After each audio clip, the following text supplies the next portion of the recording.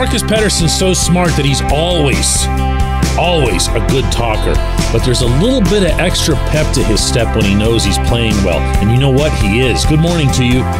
Good Tuesday morning. I'm Dejan Kovacevic of DK Pittsburgh Sports, and this is Daily Shot of Penguins. It comes your way bright and early every weekday if you're into football and or baseball. As pure coincidence, I also happen to offer daily shots of Steelers and Pirates where you found this. Penguins are back at practice today.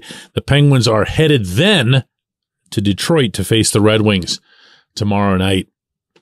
Marcus is playing well. Marcus looks good next to Erik Karlsson. Marcus is feeling it. You can tell. Listen to a little bit of attitude. A little bit of attitude when I asked him about the team being labeled old and slow. This was over the weekend. No, it's not. I think we got a lot of good skaters. I think the way we want to play the game is a fast game. So I don't think that narrative is, I think it's easy to go to and say, I kind of think. But no, I think we got a lot of great skaters out there. And like I said, the way we play the game is we want to be fast. So I mean, that to me is the biggest difference. Yeah. It's just you came out in the third period. I don't know. What did you talk about in here? What the heck? Yeah, we just talked about being stiff from pucks. Obviously, when you get a start like that, you get some juice from that. So I think it was just the start of the first or the third that really set the tone for the whole period. I like that. Good for him. He can be counted upon for stuff like that. There's not a player in there who believes that it's an old and slow label that should be affixed to this group. Yeah, obviously they're older. Obviously their best players are older. But there's a way to play hockey fast by moving the puck, by thinking quickly, in addition to being, obviously good skaters, and the Penguins have plenty of those, that he has every right to say what he did. But I'll repeat, I believe, based on having been around the guy for a while now, that he just finds some of that swag. He's happy. He's happy to be playing with his countryman, a guy that he's considered to be a hockey hero for a long time. And they've hit it off. They've done well. When you see Karlsson taking a chance, you will see Marcus holding down the fort. When you see Marcus heading up ice, maybe even leading a rush, well, okay, you're not seeing as much of that anymore, but you did last year. I tried, right? He's not going anywhere. He's got 65 next to him, and I'll say it a third time. He's happy about it. They're communicating. They're doing so, I'm told, most of the time in Swedish, even though that's kind of not the norm in hockey. When you're out there, it's all English all the time. Well, these two are, when they're having their own moments, their own between whistles or on the bench moments, they're doing it in Swedish, and it's worked well. Why does it sound or feel like I'm about to throw in something negative? I am.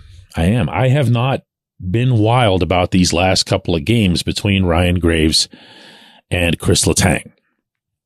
And I'm not even necessarily inclined to get into who would be responsible for what. And it's only been 3 total games. And for what it's worth, I kind of liked Graves in the opener. Didn't like Letang. But then in the last 2, I didn't like Graves and I did like Letang. It's not happening yet.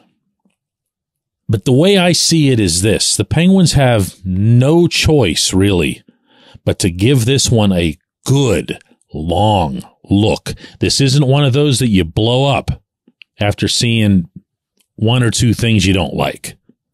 They're going to have to stick with these guys. Graves was a major acquisition. Graves is here for a long time. Graves comes at considerable cost. Letang obviously checks off all those boxes as well, other than the being new part. And you're going to have to see how it is that they communicate, how it is that they adjust, how it is that they're coached up, as long as we're at it.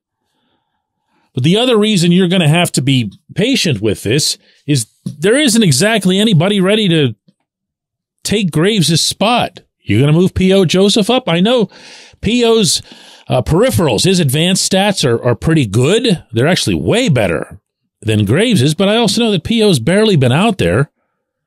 He and Chad Ruhwedel, the third pairing, they barely participate with all the ice time that gets eaten up by Letang and Karlsson. There have been occasions out of necessity where Todd Reirden has had to work P.O. in with Letang or Karlsson just so that the other two guys, Pettersson and Graves, aren't being tasked with the same kind of ice time that their partners are. And that's going to be an adjustment for a lot of people as well. And I don't care what P.O.'s numbers are so far. I haven't really liked his game for the most part. There are too many significant mistakes that he's making that only count for one mistake in the advanced analytics. Look, it has very much the potential to be a solid top four. It could be more than a solid top four, considering who the two righties are in the equation. But Pettersson is going to have to keep finding his way with Karlsson, keep learning about him, because let's remember that through 3 games, Karlsson's only got 1 assist, and that is not Karlsson-like. He's going to get his points, and to get his points, he's going to take his risks, and he's going to make his turnovers. So the real test for that pairing is still to come defensively. The other one, Graves might do well to remember something that Brooks Orpik once told me about Letang. Now, Orpik didn't play all that much with Letang, but he did. And when he did, this was obviously, a decade and a half ago, but Orpik used to tell me what a lot of people don't recognize about Letang's game, inside or outside, is that it builds from the back.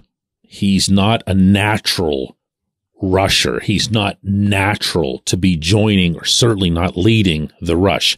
Everything that Letang creates, he creates from the back. And when he said that, what he meant was that he creates it from his defending. He creates it from finding a way to get the puck, whether that's taking it off of somebody or just outskating them to it. The latter obviously comes more naturally. Then making stuff happen. That, I think, is the part that Graves is going to have to get used to. That said, this is a smart kid who's going to catch on sooner rather than later. When we come back, J1Q.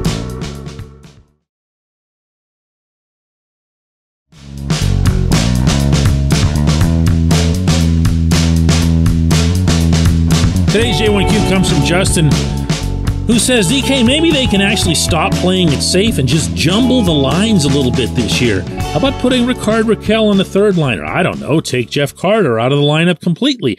I mean, it makes sense that 6 people who haven't played that much together at all still wouldn't have chemistry, whereas Rakell is one of those guys who seems to be able to play anywhere. Just please don't keep things the same game after game and expect it to magically get better. That didn't work last year. Justin, if I didn't know better, I'd swear that you sent this whole entry just to squeeze in that line about getting Carter out of the lineup.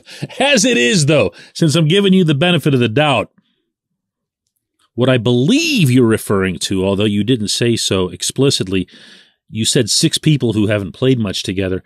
That's got to be about the third and fourth lines, and I hope I'm right on that because that's the point that I'm going to address here. You're correct. They haven't played with each other, aside from preseason, training camp, and practices, and it shows. When I see a guy who's as heady as Lars Eller looking around as much as he has through these 3 games, trying to find his own equilibrium, trying to find out, to get detailed on this, what Drew O'Connor's trying to achieve on a given shift, because O'Connor operates with different objectives at different times. That leads me to believe that there's a whole lot of disconnect going on right now. What the Penguins are blessed to have with that group, beyond the stuff that you see, speed, they've got good size, they've got some tenacity there, is a whole lot of brains. There's a bunch of collective IQ with that group. And that can be good and that can be bad. It can be good, obviously, because, smart helps with everything. But it can be bad in the sense that you can really overthink stuff. And I'm seeing a lot of that from all these guys. They could probably do well to follow the example of Jansen Harkins right about now. Harkins, he's not overthinking anything. He's not even thinking anything based on the conversations, I mean this nicely, that we've had off the ice. He's got his head down and he's just flying. He's looking to disrupt something, anything. The guy that I would challenge the most in that regard is the only one I haven't mentioned so far, and that's Noel Acciari. I'm going to repeat here, not to be annoying, but for emphasis, that I believe he should be the right winger on the third line. I believe that your third line should be O'Connor, Eller, and Acciari. Left to right. Why? I see Acciari as more of a winger. I see him as a guy who can get in there, make things happen, dig a little bit. If Eller gets thrown out of the draw, you got somebody else that can take it. And on top of all that, you've got, out of those three guys, a nice, healthy, projected goal total. Not something that's huge or whatever, but can you count on 10 to 15 out of O'Connor? Sure. Have you always been able to count on 10 to 15 out of Eller? Maybe closer to 10 in his later years, but yeah. Acciari's the same way, double-digit goal guy. Now, I made a mistake a second ago in saying that I had mentioned everybody. I did not mention Matt Nieto. But I would take him, I would put him on the left side where he belongs. I would bring Colin White up from the minors. I would have Harkins or somebody similar over on the right side. And yeah, of course I would sit Carter. I'm not gonna be accepting of a bottom six that never scores. We just went through a whole year of watching that. All of us did. And that makes no sense. I do, however, want to see more of a resilience. I want to see more of a consistent grind / possession from those guys in the attacking zone. And that happened in Washington. It did not happen back here against the Flames. And that's not okay. That's not okay. Those guys shouldn't be tired. Those guys aren't the ones with the big ice times. When they come back from D.C., they've got to be the ones that are counted upon to step up and make things easier for the top six, not the other way around. That's a sequel nobody wants. I appreciate the question. I appreciate everybody listening to Daily Shot of Penguins. We're going to do another one of these tomorrow.